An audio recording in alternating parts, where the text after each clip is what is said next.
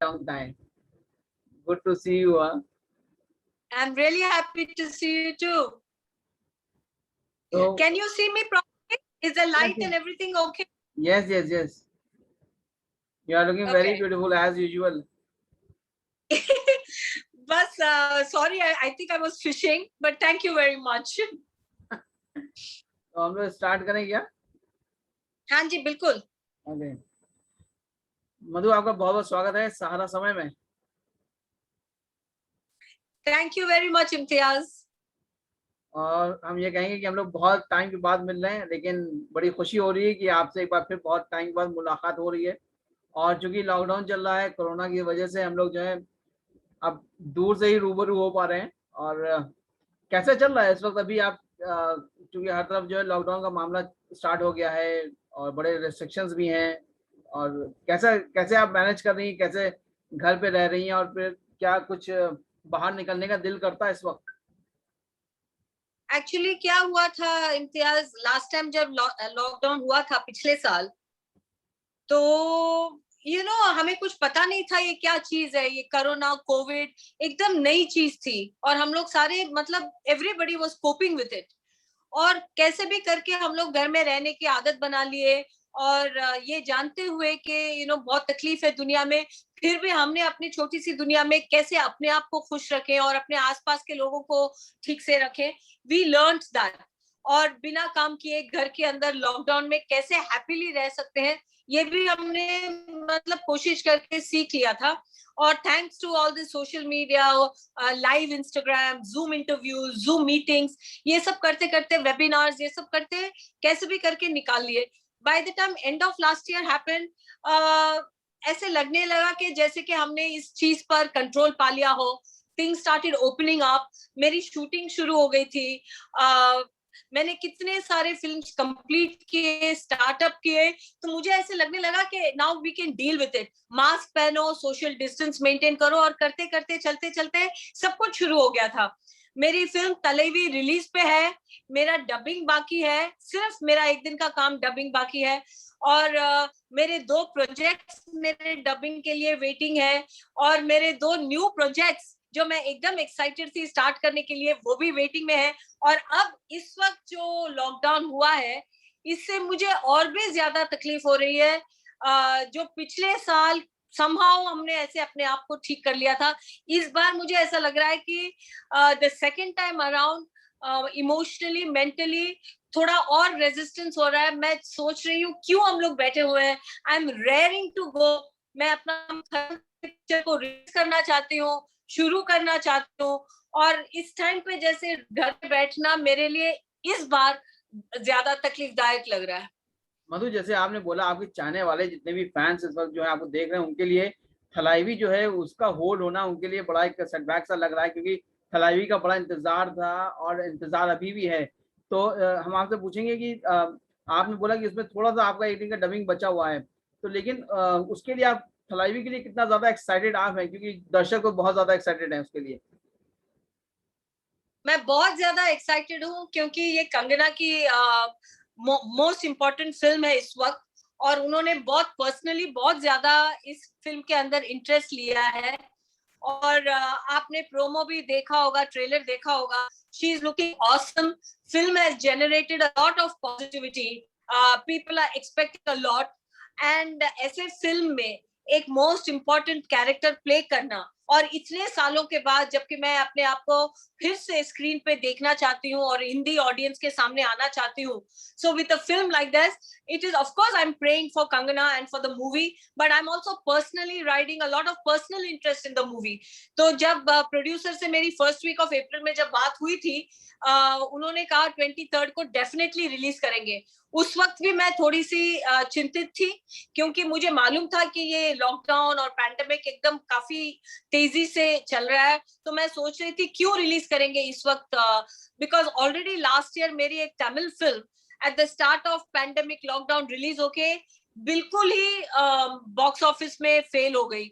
हालांकि मेरे हिसाब से that was a very beautiful film, लेकिन because of the wrong timing of the release मुझे लगा कि that film has lost out. तो जब मेरे प्रोड्यूसर ने कहा कि Thalaivi we are going to release, तो मुझे मुझे थोड़ा सा टेंशन हो गया था कि क्यों रिलीज करेंगे इस वक्त. So I am kind of relieved कि the producers and whoever, all the makers have taken the decision to postpone it. तो मैं relieved भी हूँ कि उन्होंने सही डिसीजन लिया है इस वक्त, लेकिन ऑल्सो डिसअपॉइंटेड हूँ कि मैं चाहती हूँ कि मेरी ये फिल्म और मेरा ये काम लोगों के सामने आए. I am so excited for it. तो ये डिले और ये पोस्टपोनमेंट से थोड़ा सा मुझे अपने आप को होल्ड बैक करना पड़ा, but I know it is the right. बहुत मुश्किल काम है अपने को होल्ड बैक करना, और रिलीज नहीं हो रही है और सही टाइम के लिए इंतजार चल रहा है. मधु, मधु, हम बोलेंगे कि कितना मुश्किल होता है एक आर्टिस्ट के लिए जब कोई एक रियल कैरेक्टर को पोर्ट्रे करना हो. आपने इसमें फिल्म में एक रियल कैरेक्टर को पोर्ट्रे किया है, तो उसके बारे में जानना, उसको सही से उतारना, वो आपके लिए कितना मुश्किल था? जो कैरेक्टर मैंने प्ले किया है वो थोड़ा सा मेरे लिए इजी था, क्योंकि जानकी अम्मा जो है वो साउथ इंडियन है और उनके जो हैबिट्स वगैरह है, I was able to understand it very easily. And I have to give a lot of credit to my director L Vijay. उन्होंने बहुत ज्यादा इस फिल्म के अंदर रिसर्च और जो भी मटेरियल चाहिए होती है, उन्होंने सब कलेक्ट करके रखा हुआ है उनके लैपटॉप में. और जब सीन करने से पहले वो बहुत बारीकी से, of course he give the artist the freedom to feel, but he was very very on point in knowing the body language, mannerism. जैसे कि मैं एग्जांपल में, एक मेरा सीन था कि वो डेथ सीन के ऊपर, एमजीआर के डेथ सीन के ऊपर बहुत एक लंबा सा वॉक करके ऊपर तक आना था. जब मैं, and of course I was very sad as a wife. Death scene है तो मैं आ रही हूँ, तो मैं सैड इमोशन से मैं वॉक करके ऊपर आ रही थी, लेकिन उन्होंने रीटेक किया because he said Janaki Amma does not walk like this. Then he showed me, उनके पास लाइव फुटेज था of the real incident. Yeah then I saw the real person, she had a little different walk. Then we try to incorporate. So I have to say that the director, and I call myself the director's actor, because मुझे नहीं मालूम कि वो मेरे advantage में काम करता है या वो मेरे लिए नेगेटिव है, क्योंकि मैं पर्सनली बहुत ज्यादा होमवर्क अपने रोल्स में मैं करती नहीं हूँ और कभी किया नहीं है, और शायद मैंने ऐसा रोल प्ले नहीं किया जहां मुझे होमवर्क करना पड़े. लोगों को ऑब्जर्व करना, प्ले करना, ये मैंने किया नहीं है. I don't know, I call my self a spontaneous actress, so I don't know whether this is my strength और weakness, but my what help me is my director. उनकी जो विजन है, उन्होंने जो होमवर्क किया हुआ था इस कैरेक्टर के पीछे और इस फिल्म के अंदर, that helped me when he was able to show me the live footage on the laptop, when he discussed her look with me. तो उनके हेल्प के साथ साथ I tried to get into this role.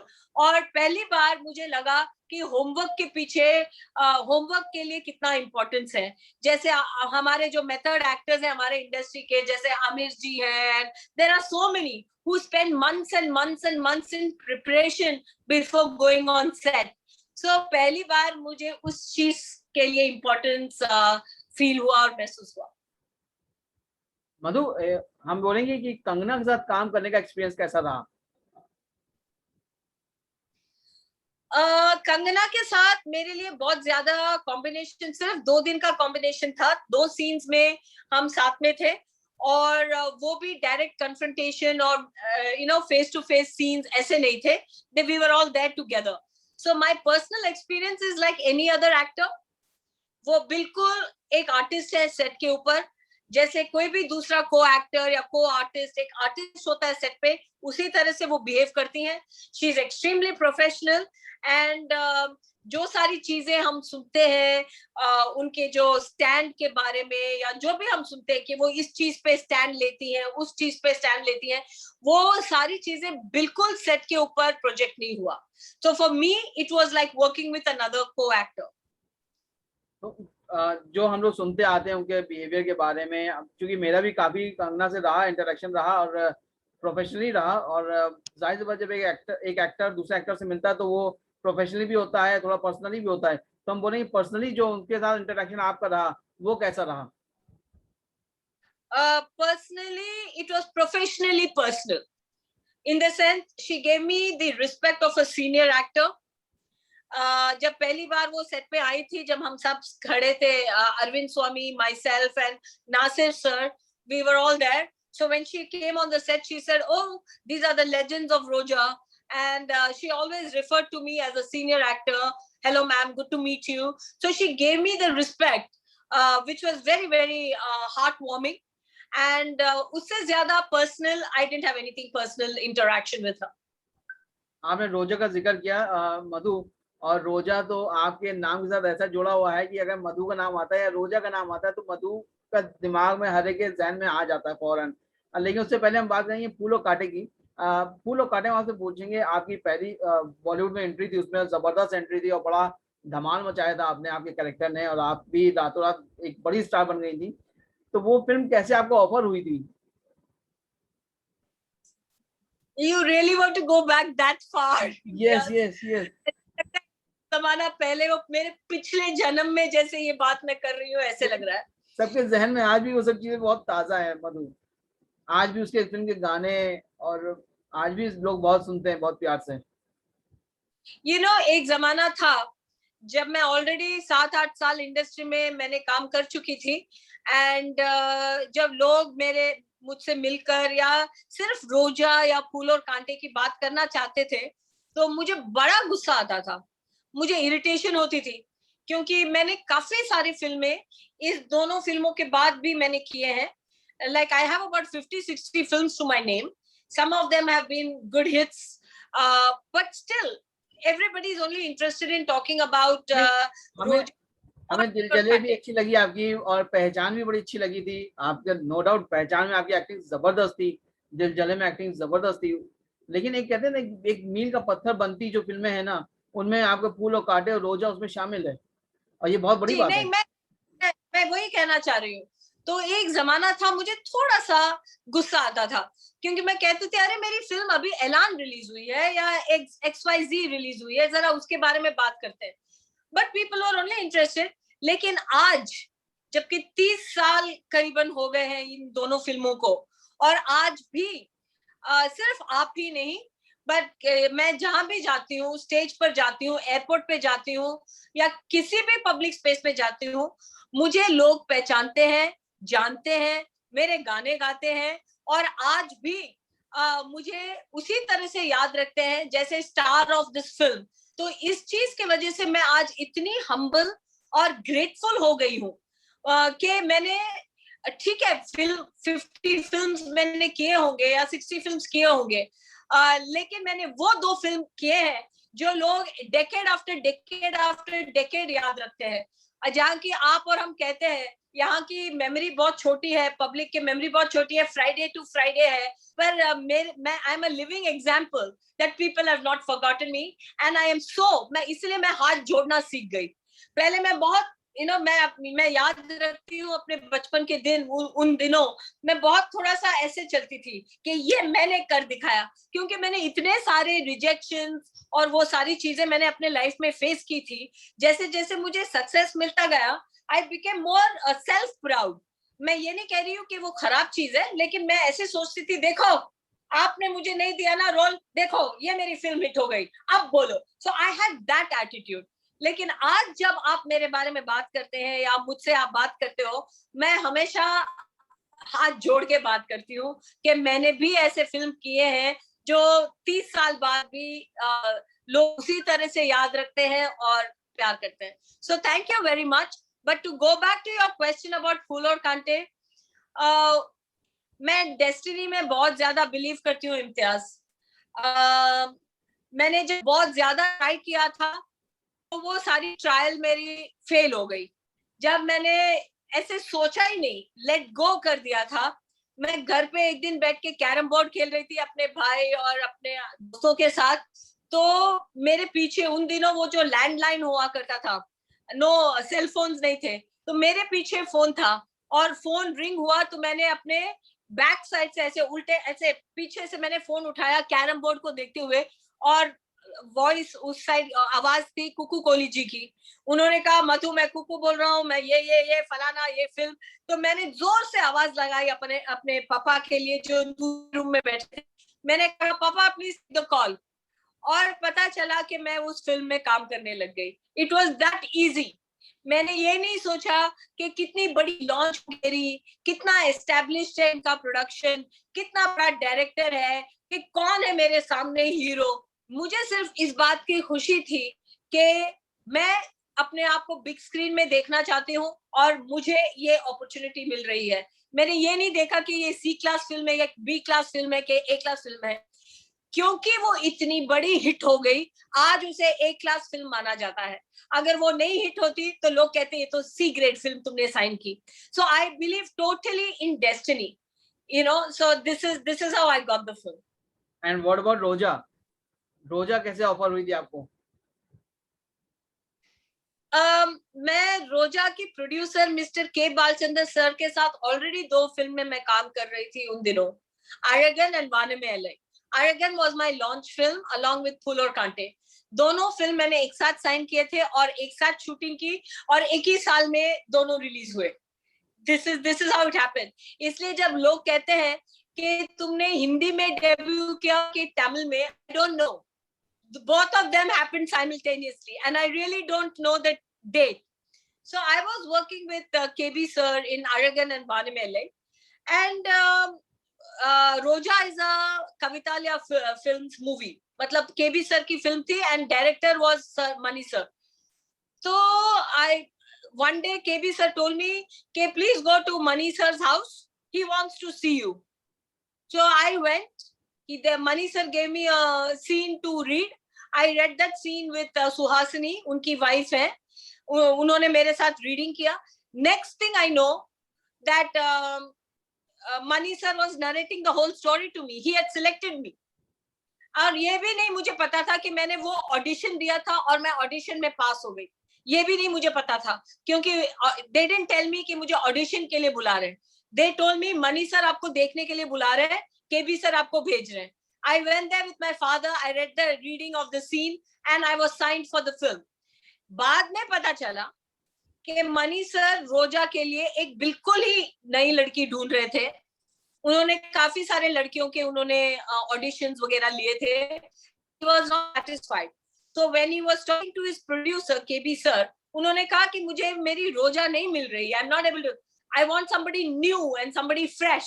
So KB sir told him, look at Madhu, she's a new girl, she's doing 1 or 2 films, 1 2 films she's doing in Hindi, she's doing 1 2 films with me, she's not absolutely new but she's kind of new, so you look at her. So Mani sir said okay, send her to me, and I went to his office, I did the reading and here I am. वाह मधु, जाहिर सी बात सोचा तो नहीं होगा आपने दोनों फिल्मों के बारे में कि ये फिल्में इतनी बड़ी हिट होने वाली हैं, इतना बड़ा ये नाम कमाने वाली हैं, आपकी जिंदगी में एक मील का पत्थर बनने वाली है इतनी ये 2 बड़ी फिल्में। तो जाहिर सी बात है उसके बाद जब वो रिलीज हुई उसके बाद आपको रिएक्शंस याद हैं ऑडियंस के क्या थे? क्योंकि मैं भी आपकी फिल्म देखने गया था और बड़ी भीड़ थी और हाउसफुल में मैंने भी फिल्म वो देखी थी, आपकी रोजा भी देखी थी और फूलों कांटे भी। उस टाइम पे आपको क्या रिएक्शन थे? आपको ये सुनकर हैरानी होगी, क्योंकि जब फूल और कांटे रिलीज हुई मुझे लगा कि बहुत खराब फिल्म है। मैं अपने आप को देख नहीं पाई स्क्रीन में जब मैं गई थी। यू नो, फाइनल ट्रायल्स वगैरह मैंने देखा, प्रीमियर शो भी मैं गई थी, बहुत बड़ा प्रीमियर था बॉम्बे में। हेमा जी का, my cousin, all of them केम, और मैं इतनी घबरा गई और मुझे लगा कि ये फिल्म बिल्कुल अच्छी नहीं है और मैं बिल्कुल ठीक नहीं हूँ इस फिल्म में। तो वो थॉट प्रोसेस के साथ मैं एकदम अपने एक मेरी बहुत पुरानी दोस्त है, मेरी स्कूल फ्रेंड है, उसके घर में जाके मैं 3 दिन के लिए छुप गई। मैं नहीं सुनना चाहती थी कि लोगों को ये फिल्म कैसे पसंद नहीं आई और कितने सारे मुझे लोग क्रिटिसाइज करेंगे, क्या क्या कहेंगे, ये मैं सुनना नहीं चाहती थी, मैं फेस नहीं करना चाहती थी। तो मैं जाके मेरे फ्रेंड के घर में छुप गई और 3 4 5 दिन के बाद दुग्गल जी, जो कि मेरे सेक्रेटरी थे उन दिनों, उन्होंने फोन करके कहा कि बेटे आ जाओ, अभी बहुत बड़ी हिट है, लोगों को पसंद आ रही है, आ जाओ अभी आप बाहर। तो मैं जैसे बिल से जैसे मैं धीरे धीरे से सुनते सुनते देखते देखते मैं बाहर आई। तो दिस वाज माय फूल और कांटे एक्सपीरियंस। अच्छा, रोजा experience also was very similar. जब फिल्म एकदम अपने टाइम की एकदम न्यू टाइप की फिल्म थी, टेकिंग न्यू था, म्यूजिक डायरेक्टर न्यू थे, सब कुछ नया नया था. जब फिल्म लगी, उसको एक हिट फिल्म जैसे उसको देखा नहीं गया. Hello yes yes. इम्तियाज, हाँ, थोड़ा पॉज सा आ रहा है. आप फ्रीज हो गए हो. एक सेकेंड, एक सेकेंड. हेलो, हाँ, एक सेकेंड. कुछ नेटवर्क का. एक सेकेंड. हाँ, आ गया. Yes yes yes. हाँ, रोजा. Can you hear me? Yes yes. हाँ, तो तो रोजा के टाइम पे भी कुछ ऐसा ही हुआ. Yes yes. इम्तियाज, आपके यहाँ से नेटवर्क शायद ठीक नहीं है. हाँ, कुछ शायद अभी से ही आ रहा है ना. अभी ठीक आ रहा है. यस जी. रोजा के बारे में बात कर रहे थे हम लोग. तो रोजा के टाइम पे भी कुछ ऐसे ही हुआ. जब फिल्म रोजा रिलीज हुई, तो बहुत डाउट के साथ रिलीज हुई. लोगों को समझ में नहीं आ रहा था कि ये फिल्म अच्छी है कि नहीं अच्छी है. सब लोग नए हैं फिल्म के अंदर, सिवाय के मनी सर, जो कि एस्टेब्लिश डायरेक्टर थे उस वक्त भी. सबको मालूम था कि मनी रत्नम की फिल्म रिलीज हुई है, लेकिन actor, actress, music director, taking, visual, सब कुछ एकदम ही it was completely different from everything else. So it did not become जैसे पिक्चर लगी और जैसे एक सुपरस्टार की फिल्म टेक ऑफ होती है, वैसे नहीं हुआ था. There was a lot of talk. लेकिन मैं उस टाइम पे इतनी डरी हुई नहीं थी, इतनी एंक्शियस नहीं थी जैसे कि मैं फूल और कांटे के टाइम पे थी. तो मैं ऑलरेडी बहुत सारे फिल्म्स कर रही थी. और जब रोजा फिल्म रिलीज हुई, मुझे बहुत अच्छी तरह से याद है, मैं बैंगलोर में एक कन्नड़ा फिल्म की शूटिंग में थी. अरुणा रानी जी भी मेरे साथ थे. बेटा फिल्म की remake, and I was playing Madhuri's role with Ravichandran ji in Kannada. So I was very busy and already feeling very successful. So the release of the film was not in my head. I was concentrating in my current work. So I knew, अरे रोजा release हो गई है. So मेरे साथ मेरा boy था, सिकंदर, सिक्का. तो वो कहने लगा, मुझे एक दिन शूटिंग में छोड़ के, अन्नैया की शूटिंग में छोड़ के, बोलता है कि दीदी आप शूटिंग करो प्लीज, मैं 3 घंटा ये फिल्म देख के आता हूँ. आपकी फिल्म लगी है, मैं देख के आता हूँ. He came back from the theater and he said, दीदी ये तो सुपर हिट है. And this was told to me after 1 week. पहले बहुत ज्यादा मिक्स रिपोर्ट्स, अगर आप उन दिनों के अगर रिपोर्ट्स अगर आप चेक करोगे, first 1 or 2 weeks there were so many mixed reports. Somebody liked it, many people didn't like it. It was going back and forth, back and forth. But then my boy came back and said, दीदी ये तो super hit है. And after that I just heard only good things about the movie. So this was how Roja happened. मधु, आपने फिल्में बड़ी करी और बहुत अच्छे बड़े स्टार साथ फिल्में करी, लेकिन फिर वो आप में चेन टूटी क्यों? मतलब आप बहुत लंबा आपने कंटिन्यू किया नहीं किया बॉलीवुड के अंदर. साउथ में आपने बहुत सारी फिल्में की और करी, बाद में बहुत बड़ी फिल्में वहां भी करी. तो यहाँ क्या स्क्रिप्ट समझ में नहीं आ रही थी या सही से कुछ रोल्स नहीं ऑफर हो पा रहे थे, क्या वजह रही? मैंने इम्तियाज आपसे कहा था शुरू में, ये मेरी बहुत रिसेंट लर्निंग है, लेसन्स ऑफ लाइफ, कि हर चीज जो है जब लाइफ चलती है तब समझ में नहीं आती. हम लोग सब उसका मीनिंग हाइंडसाइट में बनाते हैं, और इसी तरह से मैंने भी हाइंडसाइट में इसके पीछे मैंने मीनिंग निकाला कि क्या हुआ मेरे करियर के साथ. एक तो डेस्टिनी को मैं बहुत जबरदस्त मानती हूँ, कि जो जैसा होना होता है वैसे ही होता है, and that is the right way. उसे हम एक्सेप्ट कर लेते हैं तो वी आर वेरी हैप्पी. उसे रेजिस्ट करते हैं so you feel a lot of pain. और मैं किसी चीज के पीछे एक्सक्यूज नहीं बनाना चाहती, लेकिन मेरे अंडरस्टैंडिंग में यूं हुआ कि मैं 5 लैंग्वेज में एक साथ काम कर रही थी, मलयालम, कन्नड़ा, तेलुगु, तमिल एंड हिंदी. और 5 जगहों में जब मैं इतनी फैल गई और मैं इतनी स्कैटर्ड थी, मैं इतनी बिजी थी, तो मैं एक्चुअली, ये आप नहीं पूछ रहे हो, हिंदी फिल्म इंडस्ट्री मुझसे नहीं पूछ रही, तमिल वाले भी पूछते हैं, दीदी आपने इतने सारे तमिल फिल्म किए लेकिन इतने सारे क्यों नहीं किए. तेलुगु में भी लोग पूछते हैं कि आपके इतने 3 बड़े बड़े हिट हुए लेकिन उसके बाद क्या हुआ. ये यूं हुआ कि मैं तेलुगु, कन्नड़ा, तमिल, मलयालम, हिंदी में करते करते मैं सब जगह काम करते इस तरह से फैल गई कि कहीं भी मुझे ऐसा लगा पकड़ के मैंने जम के उसको फुल्ली एक्सप्लोर नहीं किया, ये मुझे लगा। और दूसरी बात ये भी मुझे लगा कि मैं प्राइमरीली अपने आप को हिंदी फिल्म एक्ट्रेस जैसे मैं अपने आप को देखती हूँ, तो लेकिन मुझे हमेशा ये लगता था कि साउथ में मुझे हमेशा अच्छे रोल मिलते आ रहे हैं, female oriented subject, very good role, I always got it in the south, so that irritated me कि हिंदी फिल्म्स में मुझे इस टाइप के रोल क्यों नहीं मिलते। मुझे उस टाइम पे रोल्स मिल रहे थे बिकॉज अक्षय, अजय, सुनील शेट्टी, ये सारे एक्टर्स, एक्शन एक्टर्स की एंट्री थी उस टाइम पे, they were all doing action roles, और उनके साथ मुझे जैसे कि यू नो रोमांटिक लीड, तो मेरे 2-4 गाने हुआ करते थे और 2-4-5 सीन्स होते थे, एंड बाकी सारी चीजें वो एक्टर लोग करते थे।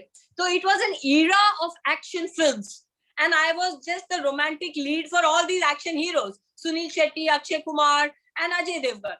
सो आई फेल्ट कि मुझे इससे ज्यादा और करना है, क्योंकि मैंने ऑलरेडी साउथ में योद्धा, अल्लरी प्रियडू, रोजा, जेंटलमैन ऐसे फिल्मों में हीरोइन ओरिएंटेड सब्जेक्ट मैंने किए। सो आई फेल्ट, मुझे हमेशा लगता था कि हिंदी इंडस्ट्री में मुझे इतने अच्छे रोल नहीं मिल रहे, तो मैं इरिटेट होते गई और मैं साउथ में कंसंट्रेट करती गई, और करते करते मेरे 9-10 साल इंडस्ट्री में निकल गए। आपको पता है कि मैंने 90 से 99 तक मैंने काम किया है, और then I met the man I love, और फिर मुझे लगा कि अब ये सब छोड़ो यार, अब शादी करो and start a family. So that is how I exerted. ये आपने बड़ा अच्छा डिसीजन लिया कि एक अब जो है वो इरिटेट होने की जरूरत नहीं है, अपनी शादी करो, अपनी घर बसाओ और अपनी फैमिली आगे बढ़ाओ। और मधु, हम ये बोलेंगे कि आप, क्योंकि आप जो है थोड़ा सा पीछे हम जाना चाहेंगे। जब आप, जो मुझको पता है मधु कि आप की उम्र जो थी 13 साल की थी जब आपकी मम्मी इस दुनिया को छोड़ कर चली गई थी, तो अगर हम आपका थोड़ा सा बचपना जानना चाहें अगर दर्शकों के लिए, कि वो वक्त कैसा था आपके लिए, क्योंकि बहुत कम उम्र थी आपकी और उस टाइम पे सही गाइडेंस मिलना बहुत बड़ी बात होती थी इतनी कम उम्र की बच्ची के लिए।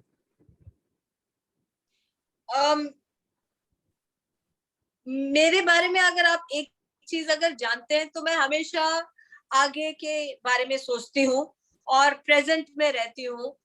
मैं बहुत ज्यादा पीछे सोचती नहीं हूँ, इसलिए मैं ये नहीं कह सकती कि मुझे कैसे फील हुआ था जब मेरी फिल्म में मुझे रिजेक्शन मिली। आजकल लोग मेंटल हेल्थ को बहुत ध्यान में रखते हुए वो सारी चीजें बात करते हैं कि क्या हुआ था, आपको रिजेक्शन हुआ था, रिजेक्शन हुआ था, और आपकी मम्मी गई तो आपने कैसे कोप किया।